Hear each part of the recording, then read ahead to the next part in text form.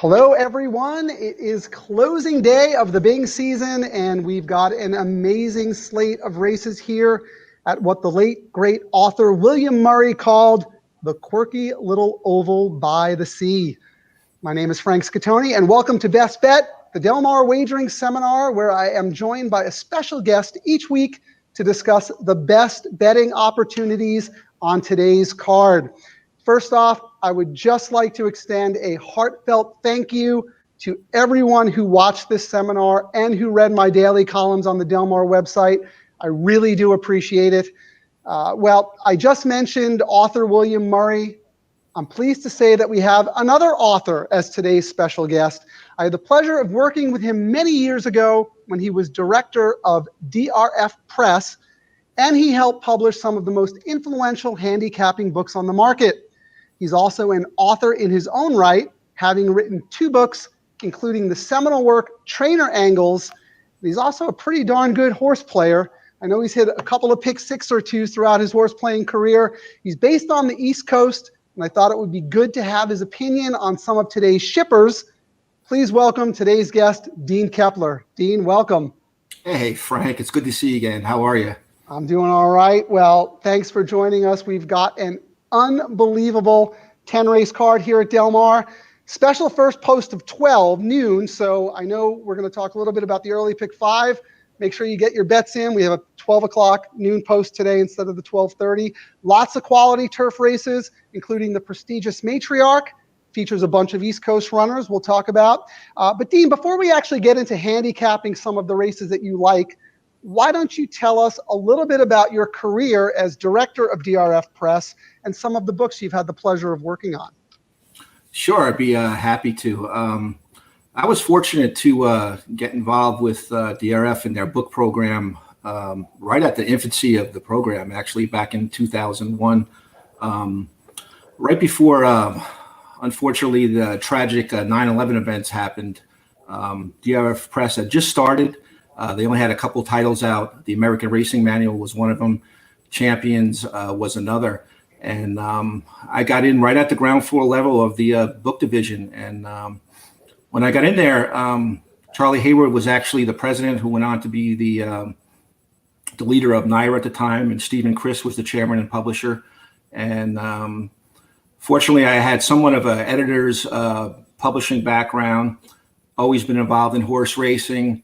And I got into that role there. It was basically my dream job. And I got into the program, was able to get in there, write some books, edit some books, take over the entire book division. And by the time I left there, I guess probably 8 or 9 years later, we were able to produce about 40 or 50 book titles on everything handicapping and race related. And it was really, like I said, a dream job for me. And we were really able to do some good things at the DRF Press. It was a lot of fun.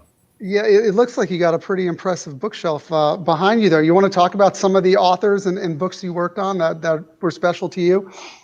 Yeah, I mean, what was really special for me is, I was able to work with some of the authors that were really I guess you could say the guys that laid all the groundwork for all, some of the main handicapping angles and stuff that I guess you could say that all handicappers still look to today. I mean, Andy Beyer, Steve Davidowitz, Stephen Chris. I mean, these are the guys I worked with. It's like a Mount Rushmore of handicappers and authors. Absolutely, and I obviously I did a bunch of titles with you as well. But these guys, the James Quinns, the Tom Brohammers, these look like where they're the finding fathers of the industry. And for all the young guys out there and the people that are just getting involved in the sport, these are the guys that kind of laid the groundwork for some of the things that you hear as far as Brohammer and Pace and James Quinn with Class and these Andy Beyer with Speed Figures. I was fortunate enough to get in there and do titles with these guys, and and it was really an experience to be able to get in there and actually meet these guys, authors and handicappers that I admired as a child and actually work with them on titles was, like I said, a dream come true for me. Yeah, I agree. You and I have similar backgrounds, having been in book publishing and becoming obsessed with horse racing. So anytime you get to meet one of your idols or your heroes and they live up to your expectations and even exceed them, like my late good friend William Murray, who meant a lot to me. He was an author, famous author, wrote for the New Yorker, had several books published, novels, wrote about horse racing, just an absolute legend. So when I got to meet him and actually became he became a mentor to me, it was just learning from guys like that who have been in the game for as long as they have. It's remarkable. And then being able to work with them as well, Sure. Absolutely. So let's talk a little bit about your book. I know you wrote 2 books while you were with DRF Press, both very, very good. One of them I have up here on the screen, Trainer Angles. You want to talk a little bit about that? Yeah, Trainer Angles. I'm sure a lot of the readership out there and a lot of the folks watching today are familiar with Formulator and the DRF past performances. And this book was originally put out there to be the basis for that program and something for the fans to follow along. And it was kind of like the first book out there to explain what Formulator was, and it was really the foundation for that program and that software that came out. And a big part of that program is trainer angles, and that's really a big basis of my handicapping and something that I've pretty much what I'm all about. I've been discovering and angles with trainers well before any kind of software or computer program. I used to, way back when, I'm dating myself now, back in Garden State Park and Atlantic City Racetrack.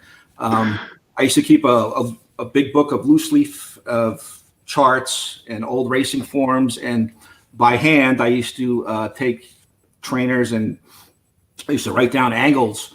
But basically what Formulator did was take all that information and put it into a software, and it really is a fabulous program. If anybody hasn't had the chance to look at it, I would highly recommend that you do so. But what the Train Angle book does was not only did it take past performances and make it easier for the player to read, and it has a ton of different things in there, but you could take a trainer and you can spot their strengths and weaknesses and different things, whether that be an equipment change, whether that be Lasix, whether that be the addition of blinkers, how the horses do on layoffs. There's just this ton of information out there, and that's what I tried to construct into this book with Trainer Angles. And I think it was pretty successful when it came out, and there's still a lot of nuggets in there, and I still use the program today, and it certainly has it's grown by leaps and bounds. The program just continues to make additions to it since it came out. So there's so many more features than it was when it first came back out, and I guess it's going on 20 years now. It's certainly been a while since the title came out, but there's so many more additions to the program. You can put track notes in there and your own personalized notes from the replays that you take. And they certainly enhance the trainer angle programs where there's more information in there. There's just a ton of stuff in there. But the book itself was the foundation for that program. And it was basically the first attempt at trying to explain the Formulator program to the readership. Right. Yeah. Two things to follow up on that. One, young players today don't know how easy they have it, right? How many marriages were broken up because of piles of DRFs stored in the garage with old charts and all that newspaper stacked up? They would turn yellow from sitting somewhere. Yeah, you'd have to really do your homework and save stuff and do scrapbooking and binders and all that stuff. So obviously technology has made being a horse player today a lot easier, but also a lot tougher, because that also means that the information is now available to a much wider audience. And I wanted to ask you about that. Back when you were doing all that work on your own, you were privy to that proprietary information because it was your work. You were doing it. Now that a lot more people have access to these statistics, how do you find you have an edge based on just the fact that, the availability of all these numbers and statistics are out there. Yeah, there's certainly a lot more information out there. I mean, stats are everywhere, but the one thing that I've found that there's still a nugget of information that people seem to ignore, and that's the one thing I like to talk about today, and that is track specific information. When you look at your past performances, and you'll see for example, if you're using DRF past performances, and you'll look at the bottom and you'll see stats there, and you'll say a horse trainer's information on first time blinkers, for example, or first after a claim.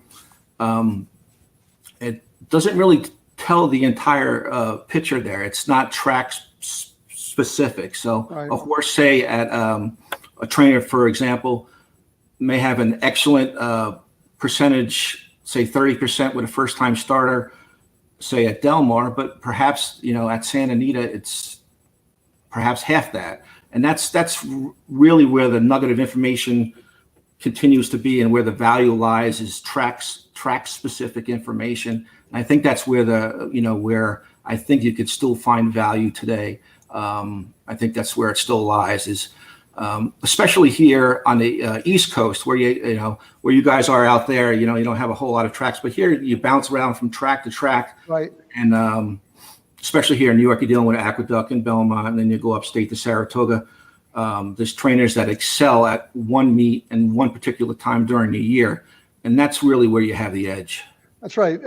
Back when I played a lot in New York and there was the inner dirt track, I mean, there were trainers who just owned the inner dirt track during the winter, and then they'd go to Belmont or Saratoga, and they couldn't get arrested.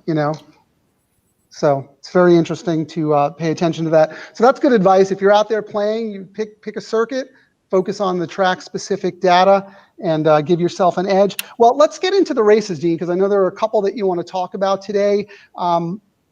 What is your game plan? Like, what are you looking for when you look at a card from a macro perspective? Are there certain bets you like to do? Talk us a little bit through your process, and then tell us which races you want to talk about. Yeah, usually when I first look at a card, I always like to start from the back of the card and go to the front. Mainly because that's just the way I like to handicap. I don't like to start the first race. I like to start, like for example, today I would start at the 10th, which will be the last race on Del Mar's card, and work my way backwards. And me being a trainer angle guy, I'm gonna look at the card and I start to go through, and I want to see if there's any kind of angles that jump out at me. I'm going to look at horses that are coming off extended layoffs. Are there any recent claims? Any equipment changes that catch my eye? That kind of things first is what I really want to look at. And me being, I like to play multi-race bets, pick threes, pick fours, pick fives, and I like to try to find a single and some sequence along the way where I could perhaps try to beat a favorite. If I could find a sequence where I don't like a favorite and I could single a horse there, that's where I really want to construct my bets. And that's pretty much how I start my handicapping process. So I'll look for a favorable angle, trainer angle, and if I can combine that with perhaps a favorable pace scenario, or better yet, if I have some trip notes on a horse and I can use one or two of those other factors, then even better yet. But usually it starts with a trainer angle, and then I usually take it from there. And, like I said, I'll look at my trip notes and then see how the pace sets up, and it's usually a good starting point. Okay, well, yeah, I know you wanted to talk about races 3, 5, and 9, and I was going to go in order, but you raised some good points about trying to build your day around a certain race. And I know your best bet of the day is in race 5, so why don't we start off with that, because that kind of follows what you were just talking about maybe finding a single for your pick 5. And I know you have a pick 5 play you want to give out. So why don't we talk about race 5? Let me set it up. It's a $40,000 optional claimer, non-winners of 1, contested at 8.5 furlongs on the lawn. Rails are at 0 feet today. Morning line favorite is 7-2, number 4, Anaconda. A 3-year-old trained by Richard Mandela, looked very, very good breaking his maiden in a 5-furlong turf sprint in his debut, but he has to face winners, experienced older horses, and try 2 turns for the first time. Seems like a very dubious morning line favorite to me, Dean, but what do you think? Yeah, Frank, in this race, I really do like a horse a lot, and he's going to be my key to all of my multi-race bets, particularly the pick 5, and he's going to be the single, and that's number 1, Maestro Dierte. I really think this is a great spot for him today. He really had no chance in his last race when he was really pace compromised. He really had not much pace to run into that day. He wasn't beaten much, and today he's taking a real key class drop this afternoon. He hasn't dropped. The last time he was into dropping from a 2X into a 1X resulted in a win, and it's been a while. It was way back in February 10th, 2018, back in Santa Anita. But he's making that same move this afternoon. He's draws inside today. He's got an excellent turf rider, and I think today is the day he's going to actually find that winner's circle back again. Now he's listed at 4-1 morning line, and I don't think we're going to get anywhere near that 4-1. I'm hoping that's the case, but I think anything at 5-2 or higher, he's definitely worth even a win bet at those odds. But I really think he's going to be in a great spot today. I think from a pace standpoint, he should have enough pace to close into today.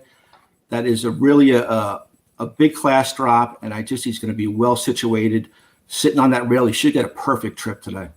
Yeah, I've liked that horse a lot. And the horse is very honest, always runs, has a very nice late kick, but has been compromised by a lot of slow paces and a lot of bad trips. Wasn't good enough to win at the N2X level, but that's okay. This is an N1X. So, running for the class drop today. I like that pick. Also wanted to add that coming out of that same race, Frank, that the 3rd and 4th place finishers, he's coming out of a key race there too. That last race back on October 9th, both those horses have come back to win out of that race. So, that was a pretty strong race as well. So that also helps. So that's very encouraging. What I really like what you've done here is you give a little bit of a value line. And why don't you talk to us a little bit about what horses when you land on a horse, what is your thought process? I know you like to say, hey, I'm going to single this horse in a pick 4 or pick 5 or whatever. But when it comes to win betting, 5-2 or higher, if the horse is lower than that, are you not going to bet? What is your strategy when it comes to that? Yeah, as far as win bets, you have to be able to come up with a price in your head that you're willing to accept. On this horse here, I think anything lower than 5-2, when it starts getting down to 2-1, 9-5, I think that's probably a little bit too low. And as far as a win bet, I would pass. And I think as a player and bettor, you have to be able to set that value and those odds up in your head, and know when to pass as far as win betting. Now, as far as multi-race bets, that's not really going to make a difference here. I think that you're going to lock in your bets and you're going to single them, and whether you're playing the pick 3, pick 4, pick 5, or whatever, your particular single falls into whatever sequence that you're playing, even if it's daily doubles. But as far as win bets, you have to lock into where you think your horse should be as far as odds, and that basically comes with experience. Right. At 4-1 morning line, I think that's a little bit too high of a morning line. Personally, I think he should be a little bit lower, but as far as me, as far as win wagering, I think 5-2 is probably an acceptable odds. It starts to get a little bit lower than that. It gets a little bit dicey, and I probably wouldn't take too much lower than that. Maybe 2-1, but any lower than that, I don't think it becomes a real good win bet candidate. And as far as win betting, I wouldn't go any much lower than that on any kind of a horse anyway. So, but I think it's you have to establish a price in your head. And I think that's real important, especially for people that are just starting out betting. Yeah, you talk about experience. Last week, Dylan Donnelly and I were talking about, value lines. When I first started out, I would make a value line for every race, like very diligent about it. I did the math. I made a value line. And if I liked a horse who was a severe overweight, that's who I would be on. I'm not as diligent about it anymore, but like you said, with experience, you just kind of intuitively know what price a horse should be. Sure. And if you don't know what price a horse should be, you should probably stay away from the race. Yeah. But you also make a good point about locking a horse like this into your pick X wagers, because a lot of people play those wagers based off the morning lines. Absolutely. So 4-1. Good price on the morning line for your pick X wagers. So even if the horse does go off at 5-2, you're probably still looking at some good value in those wagers. I'm going to post Dean's pick 5 ticket in just a little bit, but I know there's another race in the sequence, the early pick 5 sequence that he wanted to talk about, and that is race 3. It is a competitive maiden special weight for 2-year-olds going 1 mile on the lawn, rails again at 0 feet.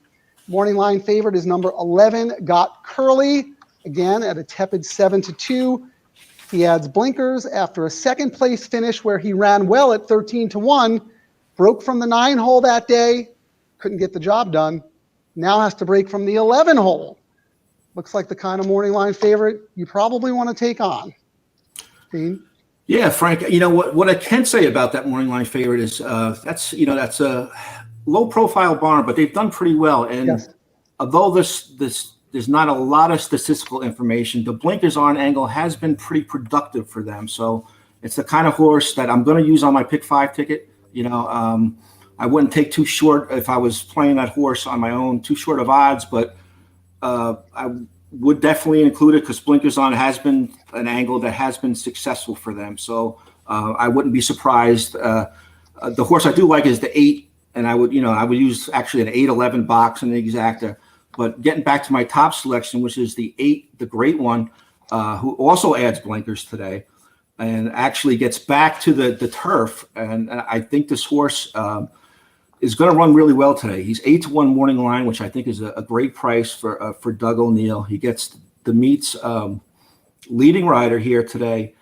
And I think his last race was, he's absolute, actually wasn't terrible, but he gets back to the turf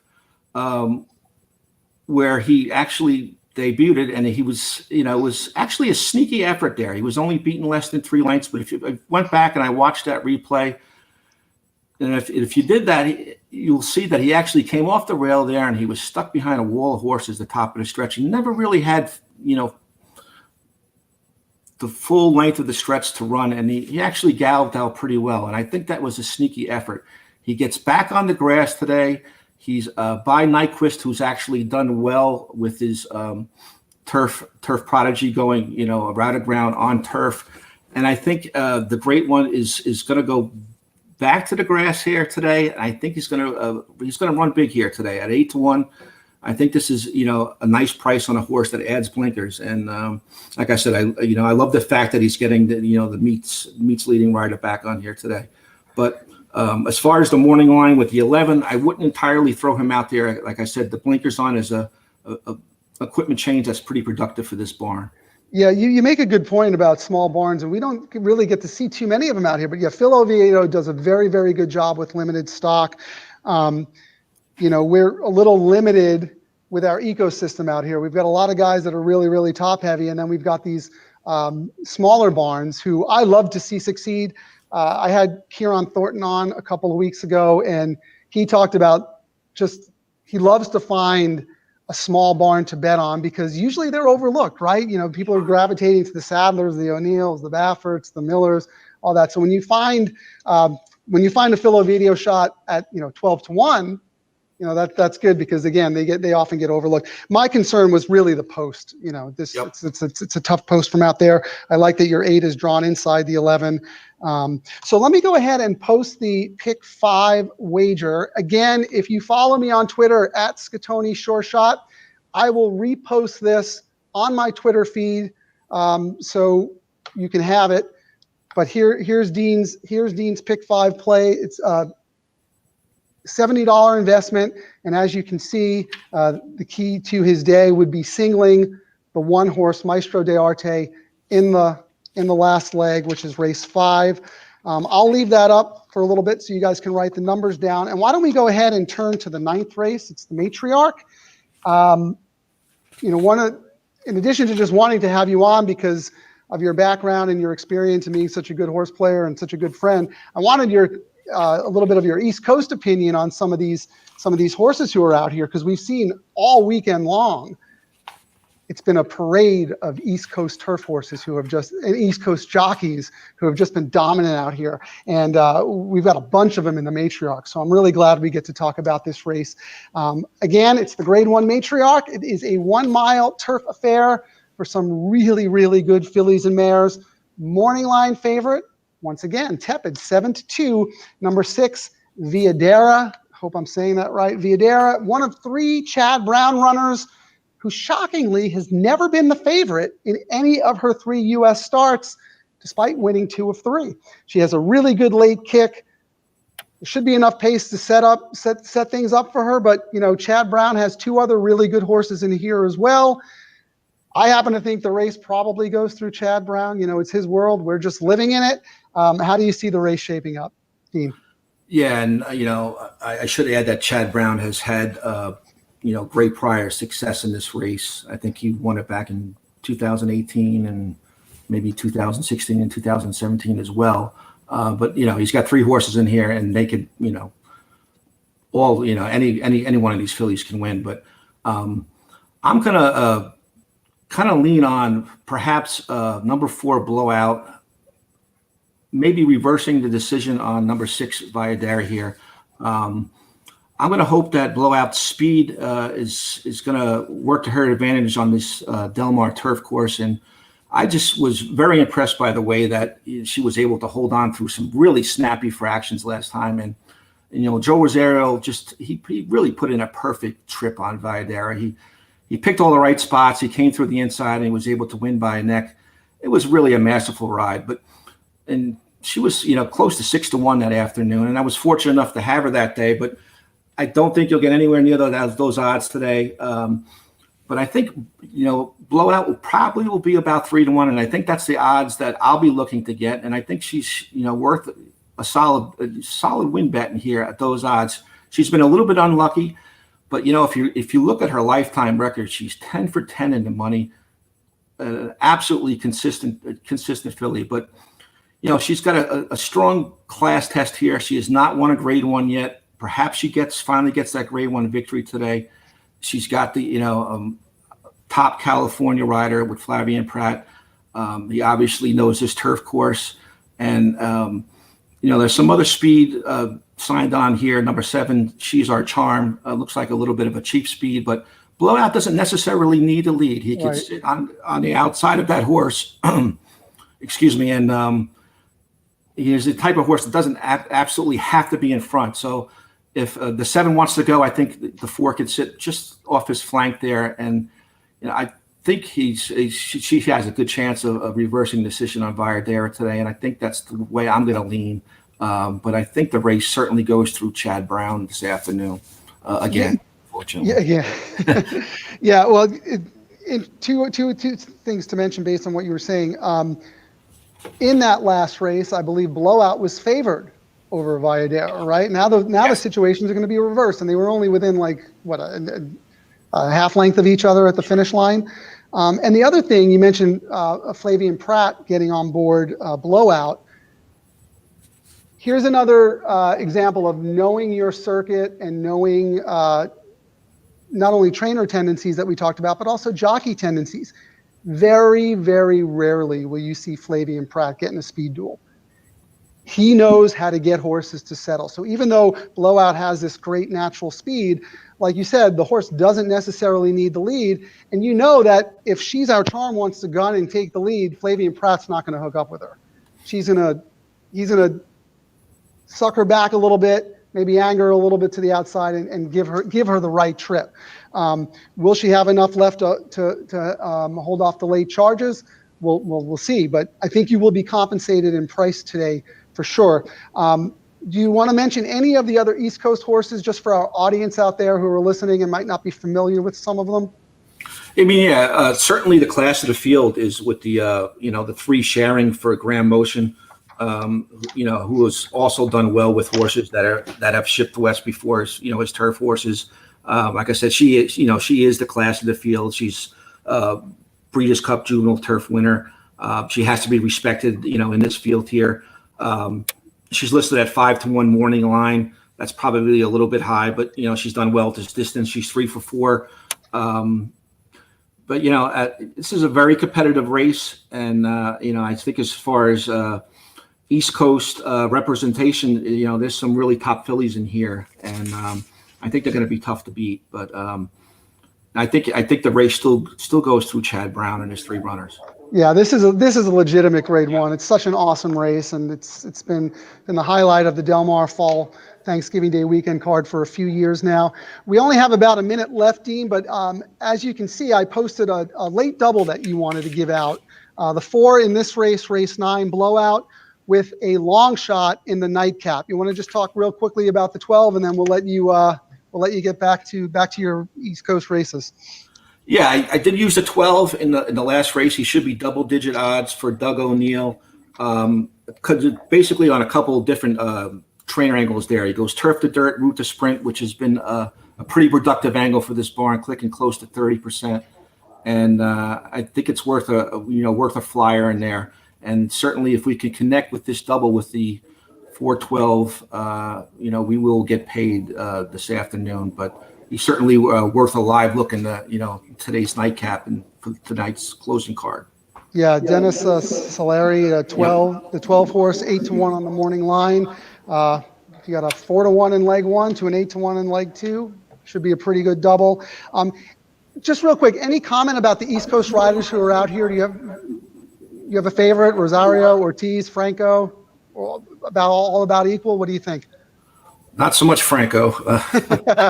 Oh, right, yeah, Tiz the Law we talked about. I needed Franco on Tiz the Law for the pick 5 in the Breeders' Cup. So that was a dubious ride. But the Ortiz brothers. I mean, what could you say about them? They just can't. They can't do anything wrong. They're just exceptional jockeys, and what makes them great is they just, no matter what circuit they go, whether it's New York, or they ship down to Kentucky, Keeneland, Churchill, or they go out west. They just adapt, and they're just tremendous. They seem to be, obviously they're on some of the best horses in the country, but they're just fantastic riders. They really are. I would agree with you. I think Ortiz, Irad put on a clinic this weekend, and I thought Rosario's ride on Arklow the other day was one of the best rides I've seen. He won that race on the backstretch. Yep. So when you have top flight jockeys like that on top flight horses, it's a pleasure to watch, actually, because we as horse players are constantly complaining about the rides that we get.